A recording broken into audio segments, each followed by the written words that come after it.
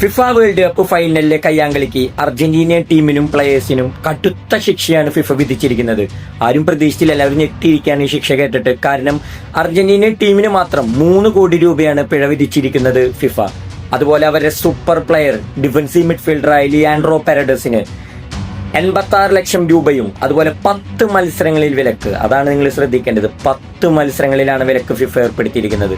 മറ്റൊരു താരമായ Nahuel Molina, അദ്ദേഹത്തിന് 86 ലക്ഷം രൂപ പിഴയും തന്നെ അടയ്ക്കണം. ഒപ്പം 7 മത്സരങ്ങളിൽ വിലക്ക്, 7 മാച്ചസ് ബാൻ. എന്താണല്ലേ, 10 മത്സരം 7 മത്സരം, 2 സുപ്രധാന താരങ്ങളാണ് നഷ്ടപ്പെട്ടിരിക്കുന്നത് അർജന്റീനയ്ക്ക്. ഇനി മൂന്നാമത്തെ തിയാഗോ അൽമേഡ, മറ്റൊരു താരമാണ്. അദ്ദേഹത്തിന് 28 ലക്ഷം രൂപ പിഴയും 1 മാച്ച് സസ്പെൻഷനുമാണ് ഇപ്പോൾ കൊടുത്തിരിക്കുന്നത്. 1 മത്സരത്തിന് മാത്രമേ വിലക്കുള്ളൂ, 28 ലക്ഷം രൂപ പിഴയടയ്ക്കണം. പിന്നെ നാലാമത്തെ അവരുടെ അസിസ്റ്റന്റ് കോച്ച് അയാള, അദ്ദേഹത്തിന് ഇപ്പോൾ കൊടുത്തിരിക്കുന്നത് 3 മാച്ച് സസ്പെൻഷനാണ്. 3 മാച്ച് അദ്ദേഹത്തിന് അസിസ്റ്റന്റ് കോച്ചായിട്ട് ഇനി വർക്ക് ചെയ്യാൻ പറ്റില്ല. ഒപ്പം തന്നെ 28 ലക്ഷം രൂപ പിഴയും. ഇതൊക്കെയാണ് അർജന്റീൻ ടീമിനും പ്ലേയേഴ്സിനും കൊടുത്തിരിക്കുന്നത്. കടുത്ത നിയമ നടപടി തന്നെയാണ് ഫിഫ എടുത്തിരിക്കുന്നത്. ആരും പ്രതീക്ഷിച്ചില്ല ഇങ്ങനെ 10 മത്സരം 7 മത്സരമൊക്കെ ബാൻ കൊടുക്കുമെന്ന്. സോ എല്ലാവരും സർപ്രൈസ്ഡായി.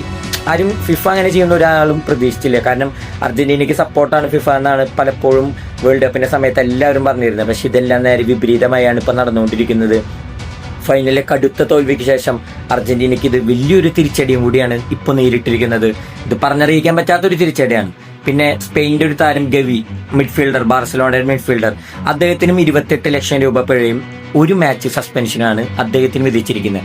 ഇതൊക്കെയാണ് മൊത്തത്തിൽ ഇപ്പോൾ ഫിഫ കണ്ടെത്തിയിരിക്കുന്ന കുറ്റങ്ങൾക്കനുസരിച്ച്, ഓരോരുത്തർ ചെയ്ത കുറ്റങ്ങൾക്കനുസരിച്ചാണ് അവർക്ക് സസ്പെൻഷനും അതുപോലെ തന്നെ ഫൈനും വിധിച്ചിരിക്കുന്നത്. പാരഡൈസ് ഗവീനെ പിടിച്ച് ഇടിക്കുന്നതും ഉന്തിയിടുന്നൊക്കെ വീഡിയോയിൽ കറക്റ്റായി കാണായിരുന്നു. റഫറിയോട് തർക്കിക്കുന്നതും മൊളീന, അയാൾ, ഇതൊക്കെ ഇവർ ഇതിൽ ഉൾപ്പെട്ടവരാണ്. അതുകൊണ്ടാണ് അവർക്ക് കുറച്ചധികം മാച്ച് സസ്പെൻഷൻ കൊടുത്തിരിക്കുന്നത്. എന്നാലും ഇതൊരു സർപ്രൈസ്ഡ് തീരുമാനം തന്നെയാണ്. ഒരാളും പ്രതീക്ഷിച്ചില്ല. അപ്രതീക്ഷിതമായാണ് ഇത്രയും മത്സരങ്ങൾ വിലക്കൊക്കെ വരുമെന്ന് ആരും എക്സ്പെക്ട് ചെയ്തില്ല.